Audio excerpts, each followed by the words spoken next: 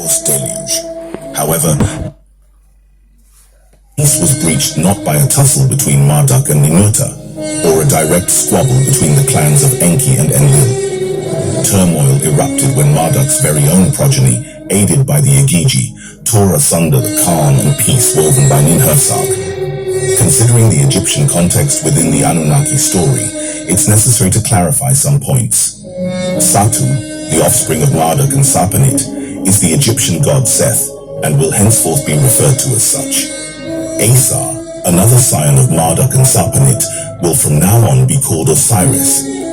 Asta, daughter of Shamgaz, will go by the name Isis.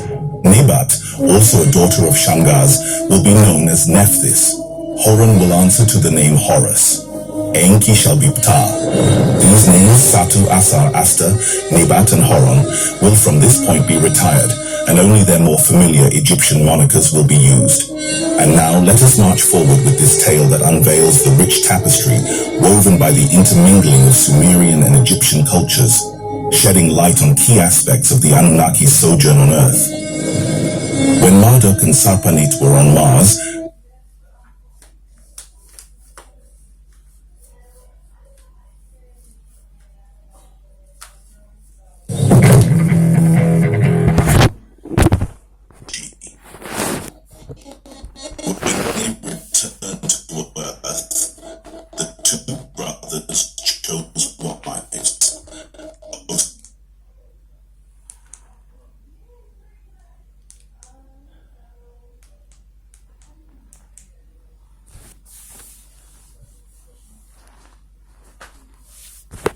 Osiris married Isis, and Seth committed himself to Nephthys.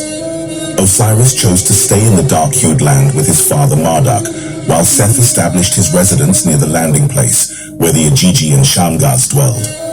Restless with earthly domains, Shamgaz questioned and instigated other Igigi. What about the Igigi? Shouldn't they be lords? Nephthys constantly brought these thoughts to Seth. En-Au with his father, Osiris would be the sole heir of the fertile lands. Thus, Shamgaz and his daughter Nephthys whispered to Seth, weaving plans to maintain control over the succession. Thus, they organized a feast. They invited the Igigi and the all Anunnaki races. Unaware, Osiris joined the celebration with his brother.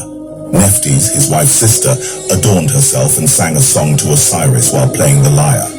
Seth served succulent meat to Osiris, and Shamgaz offered him new wine in a chalice mixed with an elixir. Osiris was in a good mood.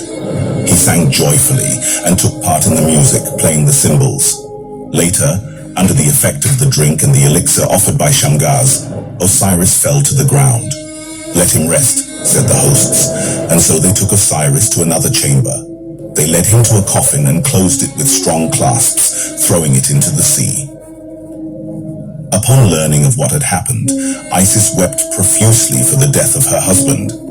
Osiris's coffin was found by the seaside in the dark-hued land.